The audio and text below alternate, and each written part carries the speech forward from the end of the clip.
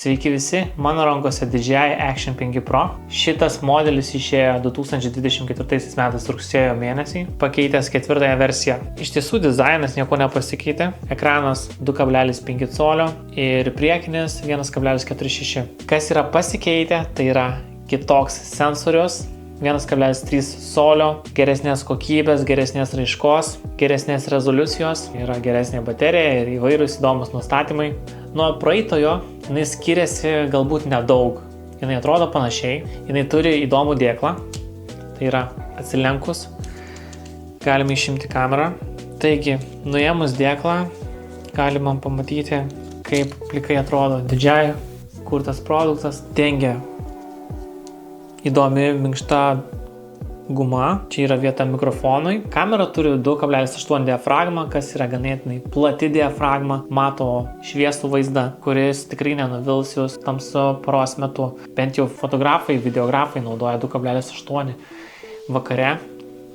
Tai labai geras sprendimas įdėti šitą į kamerą. Turi jis OLED ekraną.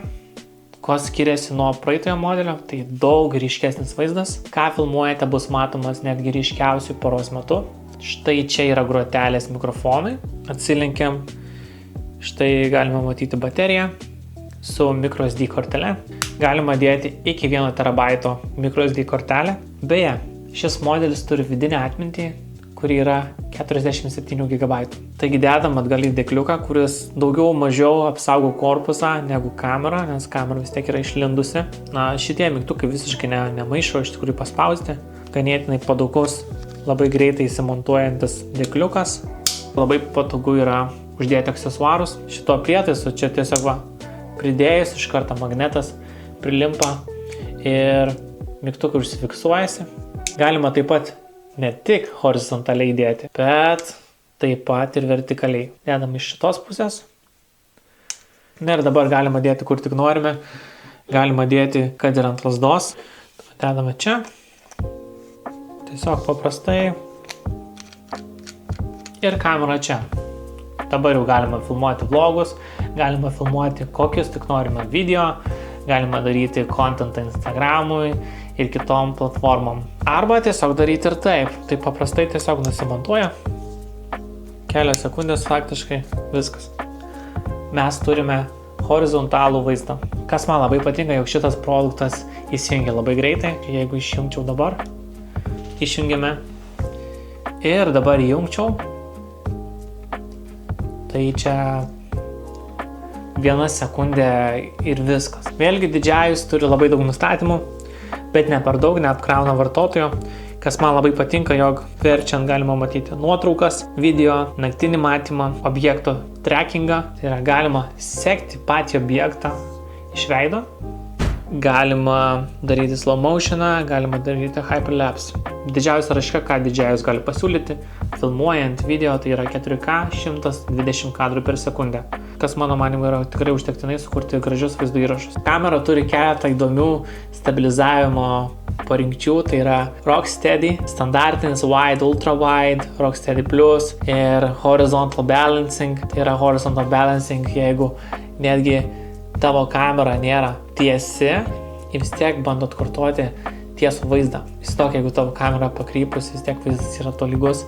Apytiksliai, jeigu nukrypimas yra apie 45 laipsnius arba mažiau. Su horizontal balancing funkcija galima filmuoti apie 17 mm normalios kameros objektyvų, kas yra vis tiek ganėtinai platus vaizdas. Jeigu mes nenaudojame nieko, tiesiog paprastų režimą filmuojame, ultra wide, tuomet 155 laipsniai ir tai yra 9 mm.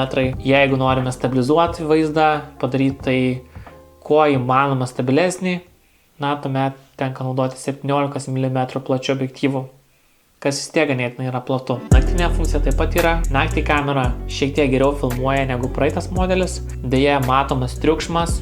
Bet tai yra veiksmo kamera, negalim tikėtis kažko super duper dabar, bet kokybė vis tiek yra ganėtinai nebloga. Kamera galima dėti po vandeniu iki 20 metrų. Jinai taip pat nebijo ir šiek tiek karščio. Šitas modelis ir apskritai veiksmo kameros yra geras pasirinkimas kažkokiem vlogeriam, filmuojant, kurie nenori nešiotis didelių kamerų. Tai yra lengvas daiktas, kurį tiesiog galima dėti bet kur. Faktiškai šita lazdelė, negi man telpa tiesiog į striukės kišenę.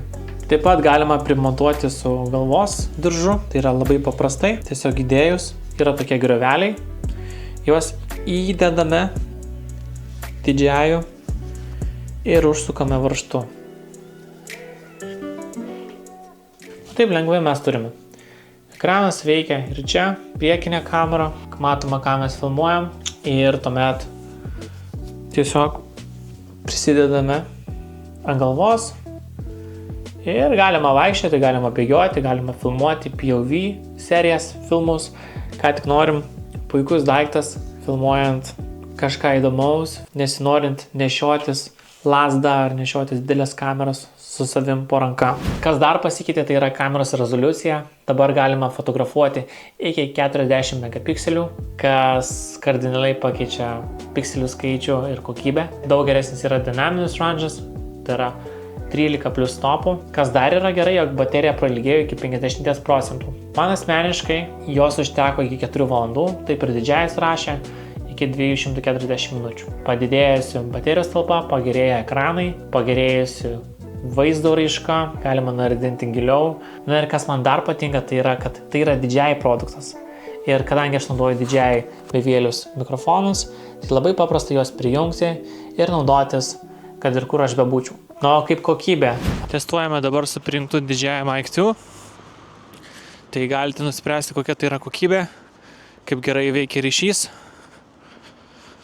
kaip lengvai absorbuojami yra aplinkos garsas, triukšmas, ar skiriasi kažkuo paprastas mikrofonas.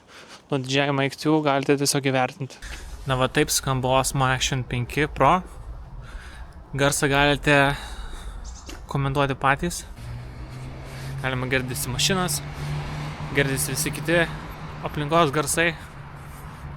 Puikia atmosfera, įvertinti, ar tikrai verta naudotis vidiniu DJI Action 5 Pro mikrofonu, ar visgi norėtumėt prisijungti kitus Bluetooth mikrofonus, kuriant vlogus, filmuojant įvairius dalykus, ką norit. Jeigu jums tikrai nereikia super duper garso kokybės ir užtektina jinai, na tai ko gero, tai turėtų būti labai geras pasirinkimas. Viena prekė, filmuojant ir kuriant video epizodus, siužetus jūsų socialinėse medijose. Na, o kaip jūs galvojate, ar šita kamera verta dėmesio, ar visgi eitumėte pas konkurentus?